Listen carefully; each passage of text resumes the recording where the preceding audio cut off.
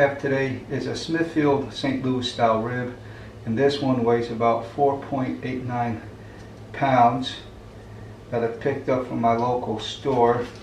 I typically get the Smithfield spare ribs for my cooks, but since we're doing this for a quick video, this one will serve its purpose. So what I like to do is I like to flip it on the back side here before I start. And I'm just using a regular boning knife here.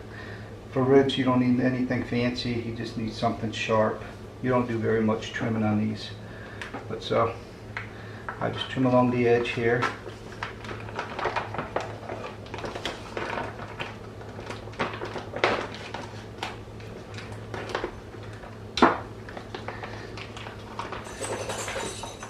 Remove the rib.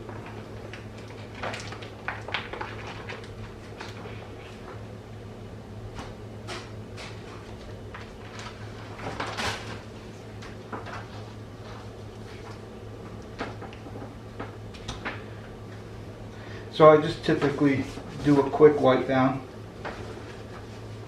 Nothing too fancy.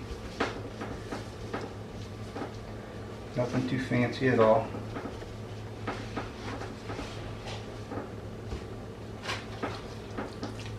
Back side.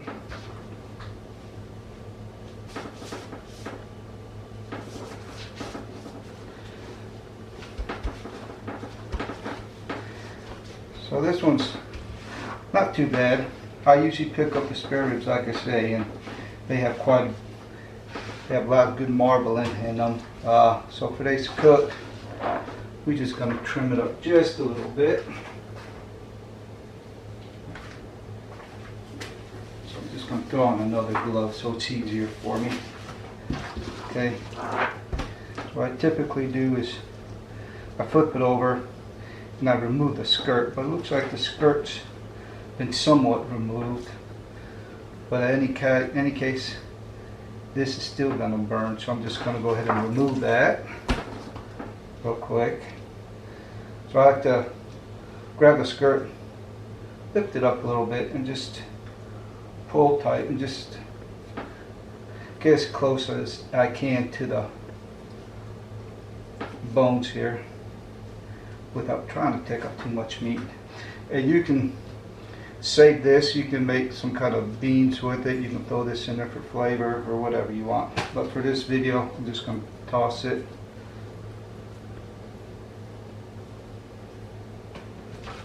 Okay. Not too bad. And then I typically run my fingers along the edge of the bone just to make sure nothing's been chipped or frayed away. Like this end piece, this is chipped out here. I don't know if you can see. So we'll just mark that. We'll just go ahead and remove this.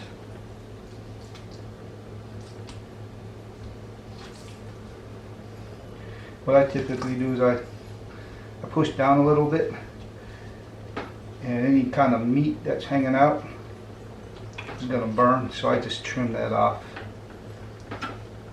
Like I said, you could trim as much or as little as you want. These are going for the family today, so they're going to eat it regardless of how I prepare it. And so for this video, I'm just going to do a binder with mustard. Sometimes I'll use mustard, sometimes I'll use olive oil. It just depends. And I'll flip this sucker around. And this fat, nobody likes to eat fat. Although some of it's going to render out.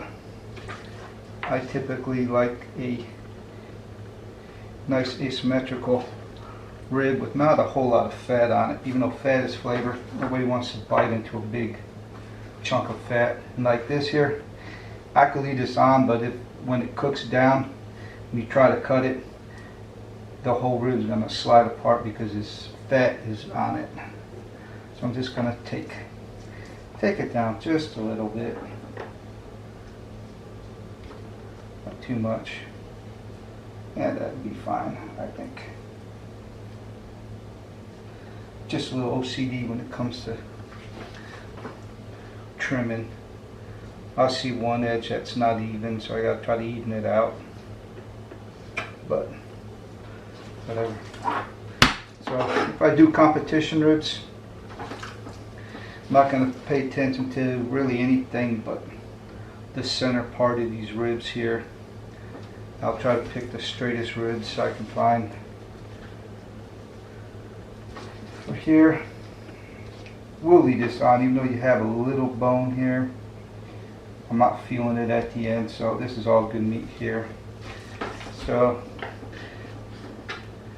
like I said, I push down and I trim the meat from underneath and along the side of the ribs, just because I like a nice presentation and I don't want it to burn.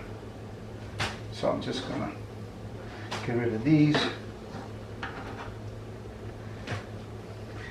I love doing ribs. I could do these suckers all day long. They're easy to do.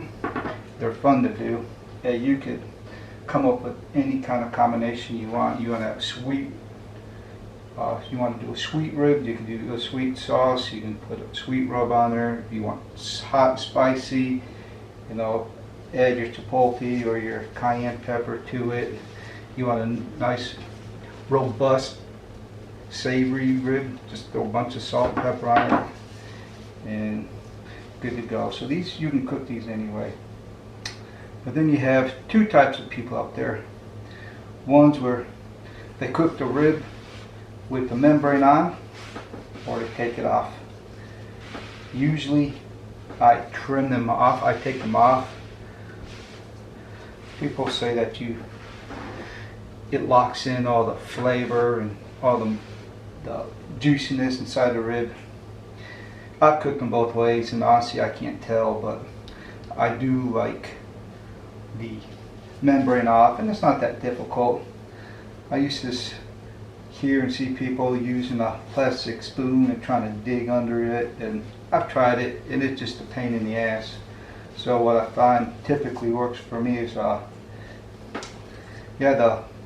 membrane that runs from the edge of the rib to the chine, where the chine bone used to be over here. And it's St. Louis cut because they took the chine bone off and just trimmed it. But the membrane usually runs up to the chine bone. So what I do is I just take my finger, put it just under here, and you can grab and pull, and it comes right off. Once you get a good bite, just pull the sucker right off. Unless, of course, from the butcher you have all these marks on here, which kind of makes it difficult because it stops the process. Yeah. Whatever. So you can get as much of it off as you want, or you can leave it on. See if we can try a little bit more here. That's fine. Okay, this is looking pretty good to me. So when I apply the binder, I always, or I don't, either case, put it on the back side first. Then I add my rub, then I flip it over, and I do the same thing. This way I preserve the top side or the presentation side, because we typically eat with our eyes first, right? Don't we? I mean, it could be delicious, savory as heck, but if it looks like shit, I ain't gonna try it. You know what I mean? So we will get this thing going. So for today, I'm going to use a little bit of mustard. Now it doesn't give it any kind of extra flavor, I don't think. I've used it before. Used it before on ribs, pulled pork, brisket. I've tried it. I can't tell the difference. Maybe because I have so much smoke flavor on there, I don't even tell it. But I'm going to get the ribs aside as well, because who wants to eat a bare side of ribs? So here's my shaker. I use 2 parts black pepper and 1 part kosher salt. I go heavier. I go heavier on the black pepper. I shake it up quite a bit as I do it, because the kosher salt, it weighs more and it sinks to the bottom. So I want to get a good even coating. So I just start at one end. And I just do a couple passes. Like I said, you're going to get your color from the smoke, so I'm not too worried about adding paprika or other rubs. Now, when I do go out and I sell, set up for events, whatnot, I have my own rub that I make, and it pairs with chicken and pork so well. But I'm not going to use it for today. It's just going to be simple cook. I'm just going to add salt and pepper here. Maybe do one more pass for shits and giggles. We're going to do the same thing to the top. Just a little bit, not too much. Like if you use too much olive oil and it starts dripping down, you can always get yourself a paper towel and just dab it. Take away some of it and just reapply it with your hand, and it'll come right out. It won't cake up. So we'll just go like this.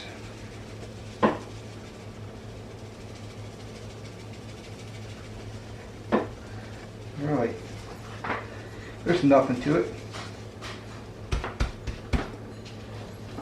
My kids always say, "Dad, you teach me to grill. Can you teach me to grill?" I said, "Okay. Hey, I'm doing some ribs. You want to watch how to do it?" No, I'm busy. They're, okay. They get on there, I start showing them, and then they go sit down and get on their phones. So, maybe that's just my house. I don't know. But, here you have it. These are going to sit while I get the fire going, and we'll put these on the smoker for about 3 hours at 250 degrees. I won't look at it. I'll spritz it probably around the 3rd hour. And then today I have some barbecue sauce that I made the other day. So I'm just going to apply the barbecue sauce on it. We'll wrap it up and throw it back on the pit for another 45 minutes or so.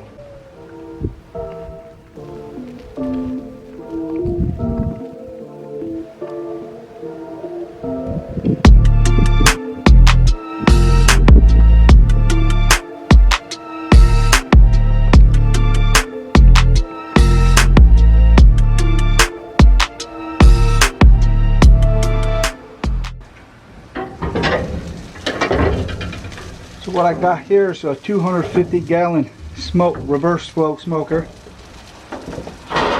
One of these days I'll do a video on my smoker and trailer setup, how I have it here. But in the meantime, I'm going to put this on the top rack, squish it in a little bit, because it's going to cook how you set it. So I'm going to put it lengthwise here, and I want all the thick portion of the ribs to face the firebox, which is over here. Close this up, let it go. Now I said about 3 hours earlier. Probably I'll end up doing about 4 hours. I might spritz about the 3rd hour or so. But that's barbecue, let's figure it out. It's almost about the 3rd hour. It is still rolling at 250 degrees. Great smoker. Let's see how it is on this side. Other side. It's right on the money right here too. So, great smoker. I love it. Alright, so let's take a look at these bad boys. They've been on almost 3 hours. Ooh. Looking pretty good. Got some good smoke to it. You see the pull back a little bit on the ribs. Come around to the back side. Good, it's not burnt.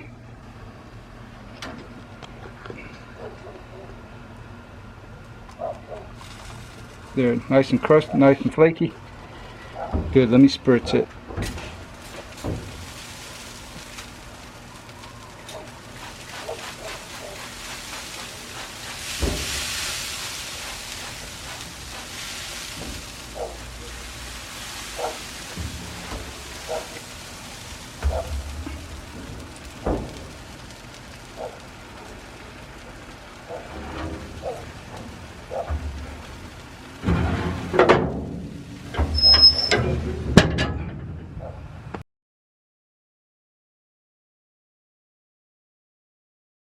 And so after about almost 3 hours of it being on the smoker for about 250, I just spritzed it. That will go for another 45 minutes to an hour before we spritz it again and put on the barbecue sauce. Margarita time.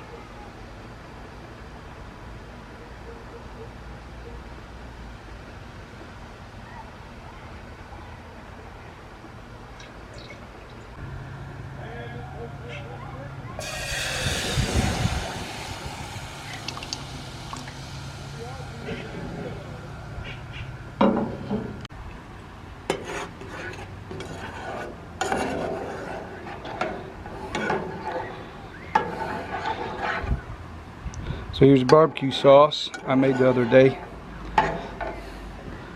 You can already smell it. It smells so delicious. I could just drink it alone. But we'll warm this up a little bit so it'll be easier to spread on the ribs. So it won't leave it all glumpy. But it'll cook nicely into the rib. Let this go for a couple minutes. I get set on my star burner. Like I said, this is a good little trailer.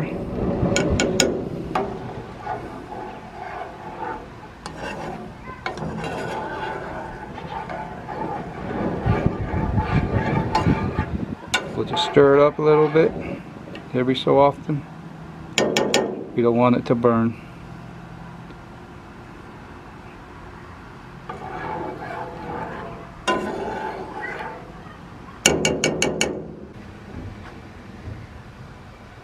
Okay, so we're at hour number 3.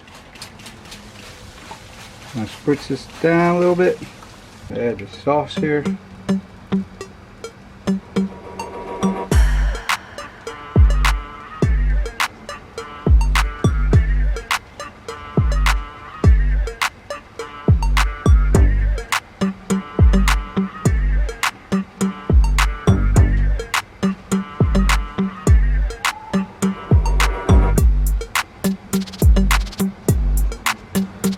Looking for a nice red color. Well, it already looks beautiful without the sauce, but we're just going to sauce it up anyway because, well, I just feel like saucing it. No rhyme or reason, because I can.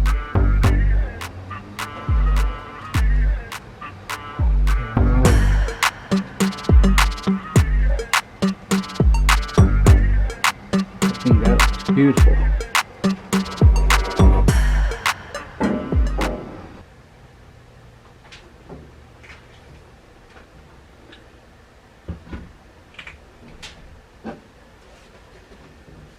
Okay, so I got my spritz down. I got my barbecue sauce down. Let's take some spray butter. Get a few whacks here. I can't believe it's not butter. That's what you want right there. So now the timer just went off. I'm just going to go to the smoker, grab the ribs out, and I'll show you first before I put the top side down right over here. And I'm using a combination. These are some wool gloves. They're heat protected. They come in with these box of gloves I got from Academy stores. And they're not too bad.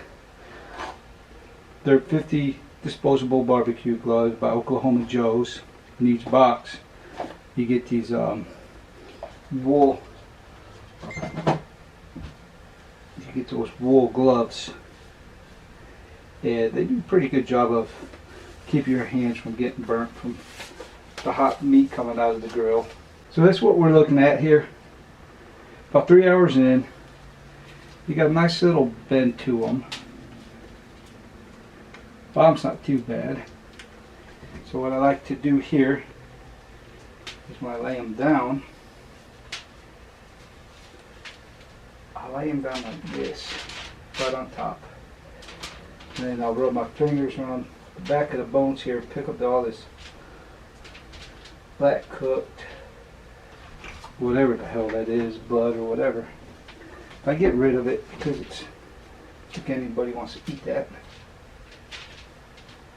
And then I kind of pull these out a little bit. Not too much. Just try to loosen them around. Okay, now I'm going to do the same thing for the back of the ribs as I did to the front. I'm going to go ahead and give it a couple spritzes. Take my barbecue sauce. Just going to pour it on here like so. Take my handy dandy brush. Just get it all. These things are going to be so delicious and nice and tender. But then again, you can't forget the butter.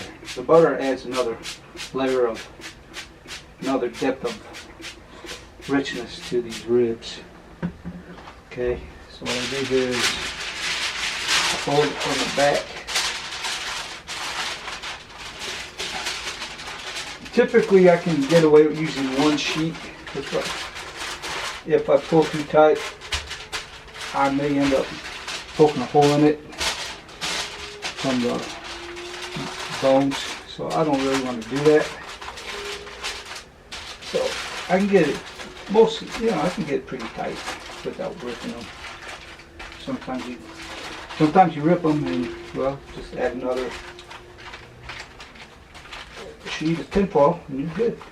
So these are going back onto the smoker just like this at 250 for about 40. I'm going to check it in about 45 minutes and see where we're at temperature wise. Okay, now these ribs, they should be done. We cooked them for 4 hours uncovered. With hour 3 and probably around hour 4 we went ahead and spritzed them. Then we doctored them up a little bit and wrapped them up at hour 4.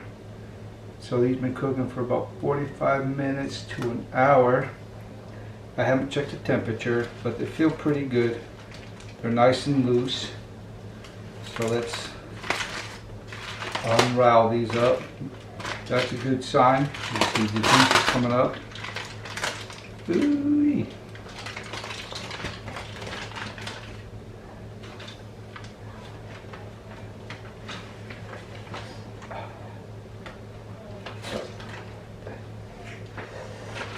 Let's see if I can go ahead and eat this here. Look at that. These look done to me. Now I didn't let these rest because, well, I just didn't let them rest. Well, let me cut into one of these bad boys here. Let's see where we looking. Go ahead and cut these up here.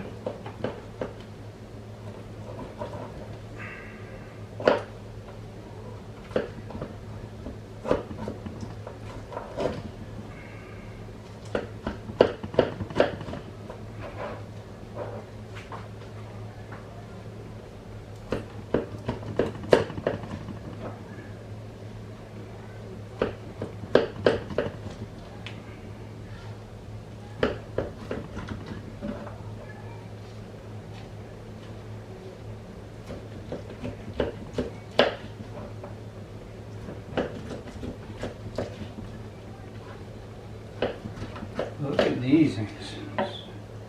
So nice and juicy. Now these don't have any ribs on there, but I'm just going to slice them out anyways.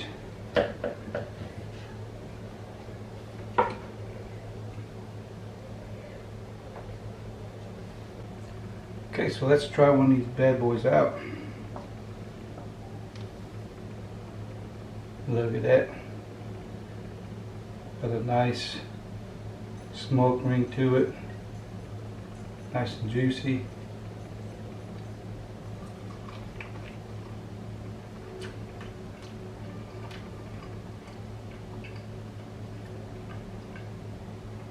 Right away when you take the first bite, that pepper just really punches you right in the face with it, but then the sauce just mellows it out. Nice and tender.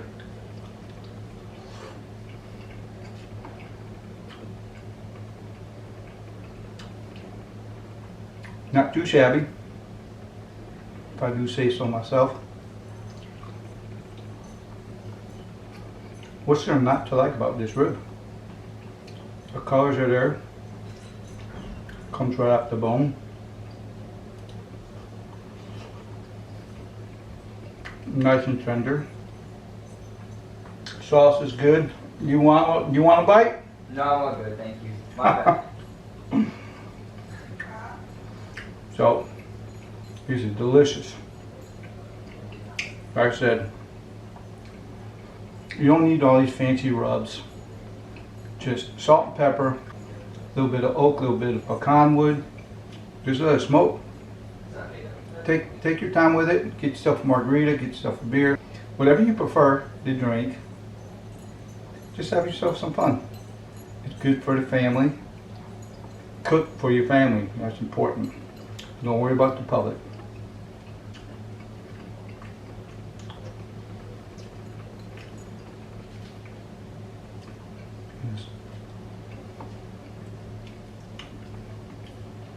It's delicious. Just can't get enough of this one. Really peppery, good flavor. Good flavor.